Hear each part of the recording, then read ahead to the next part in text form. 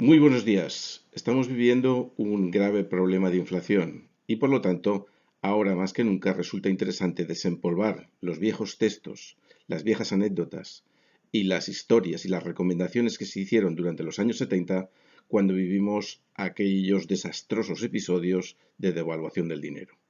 Lo primero que tenemos que tener en cuenta es que la inflación es un fenómeno básicamente monetario, es decir, que se produce cuando los bancos centrales imprimen dinero a un ritmo mayor que el incremento de la producción de bienes y servicios.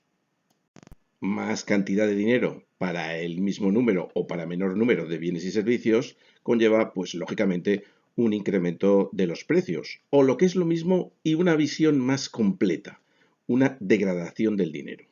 La desvalorización del dinero tiene un efecto inmediato de distribución o redistribución de la renta. Los ahorradores, los que tienen dinero en el bolsillo, ven como este pierde valor. Cada vez tienen menos dinero en sus cuentas corrientes o en sus bolsillos. Mientras que los deudores ven como sus deudas se van empequeñeciendo. Por lo tanto, los ahorradores pierden, los deudores ganan. Y sobre todo, gana el gobierno, quien es el que recibe los billetes frescos recién impresos, que todavía se aceptan con el valor que llevan impreso en su faz o en fin, en su propio billete. Además, los gobiernos suelen ser los grandes deudores. Por lo tanto, con la inflación ven cómo sus deudas se aminoran de una forma clara y palpable. Evidentemente, cuando la producción de bienes y servicios no solo se estanca, sino que disminuye, como ocurre ahora como consecuencia de la desmundialización que estamos viviendo, en primer lugar por la pandemia y ahora por la guerra de Ucrania, pues lógicamente el incremento de precios es mayor. Por lo tanto, llegados a este punto, nos podemos preguntar por qué los bancos centrales imprimen tanto dinero, por qué imprimen más que los incrementos de producción. Y la respuesta no es otra que por las necesidades de financiación de los propios gobiernos, a quienes los ingresos fiscales, los ingresos tributarios o el recurso a la deuda ya no les es suficiente para llevar a cabo todos sus programas de gasto. De hecho, en nuestras democracias los procesos electorales se han convertido en subastas de gasto público. Normalmente los partidos que compiten por alcanzar el poder en campaña electoral prometen mayores cantidades de gasto que los rivales, ¿no? Y normalmente quien gana es aquel que ha prometido más gasto y que por lo tanto eh, pues va a incurrir en mayores déficits y en mayores necesidades de financiación. La conclusión es que para poder parar la máquina de hacer dinero, pues lo que hace falta es dejar de gastar por parte del Estado, por parte de los gobiernos. Dejar de gastar no significa evitar o tener que suprimir servicios sociales, sino que significa pues muchas veces mejorar la eficiencia de ese gasto, intentando evitar pues duplicidades, intentando evitar malos usos o intentando evitar lo que los economistas llaman gasto político, que es aquel que solo tiene como objetivo pues el mantenimiento del gobierno o del partido del gobierno en el poder. Asimismo, hace falta llevar a cabo reformas estructurales que permitan pues, que los distintos recursos que tiene un país puedan ocupar su mejor posición.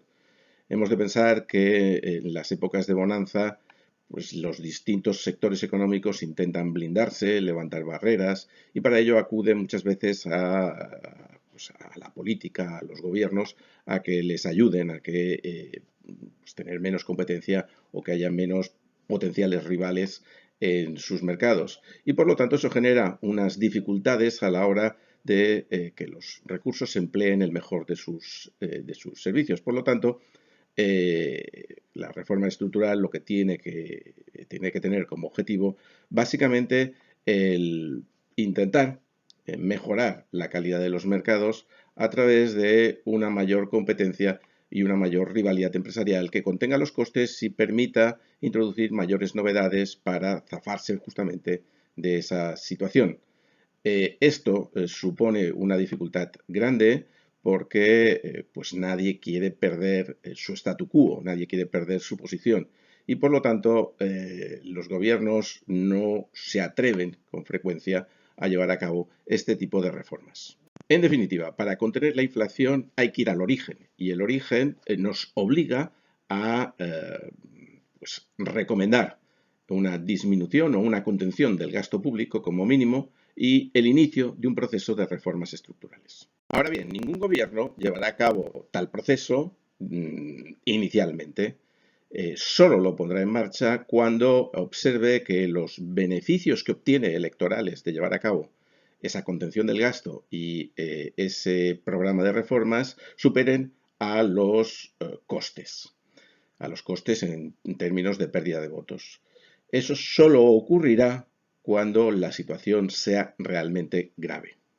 Así que mientras la situación se va deteriorando, pero no alcanza ese nivel de gravedad del que hablábamos, la actuación del gobierno tendrá dos elementos. En primer lugar, decir que la inflación es relativamente pequeña, que está controlada, que es provisional y que se debe en gran medida a algún agente exterior o a algún tercero, ¿no? De alguna manera intentar evitar asumir la responsabilidad. Puede ser que ese tercero sea un dictador de otro país, puede ser que ese tercero sea pues los llamados especuladores capitalistas buitre o rata, puede ser que sean los acaparadores, puede ser que sea pues alguien que se pueda identificar como, entre comillas, el malo de la película.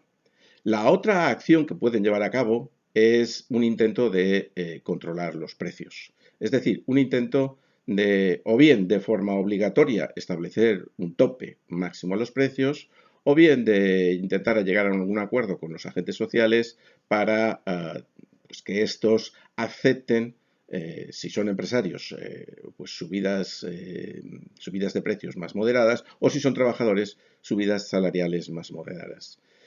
El inconveniente de esta segunda acción gubernamental es que solo va a agravar la situación, puesto que si los precios tienen la misión de transmitir información, cuando hay inflación, esta transmisión de información se pierde en gran medida, no se sabe si las cosas aumentan porque son escasas o porque sencillamente los precios suben, o al mismo tiempo cuando se ponen topes máximos o se ponen restricciones, tanto si son voluntarias como si son obligatorias, tampoco los precios transmiten, no tienen esa carga informativa que deberían tener. Otro aspecto importante que se produce durante esa fase de degradación que no llega al extremo es que los colectivos con más poder de presión, con más poder de negociación, pues también salen ganando. Y eso también hay que tenerlo en cuenta. Quien puede paralizar el país mediante una huelga probablemente tendrá más éxito en las reivindicaciones salariales que pueda realizar que aquel que pues no puede llevar a cabo tales acciones. Y por lo tanto, también va a haber un periodo de inestabilidad en el que unos ganen y otros pierdan, sencillamente porque el poder de negociación ya no tiene nada que ver con la producción, ni con la productividad, ni con la productividad marginal, sino simplemente con la capacidad de presión. El establecimiento de precios máximos, por su parte, también puede tener el inconveniente de llevar al desabastecimiento, puesto que pues si los precios que fija el gobierno no compensan los gastos de producción de esos bienes, sencillamente no se producirán. En definitiva, todo apunta a que pues tenemos por delante un tiempo difícil que tenemos que conocer y tenemos que saber asumir. Y en este tiempo difícil es especialmente importante que los estudiantes de economía conozcan este proceso que acabamos de mencionar, porque a medida que esté más divulgado, más fácil se pone ponerle remedio, más fácil es asumir que hay que controlar el gasto público, más fácil es asumir que hay que iniciar el proceso de reformas estructurales. Y por lo tanto, si estas ideas se divulgan, no hace falta llegar a la degradación que hemos mencionado a lo largo de este vídeo.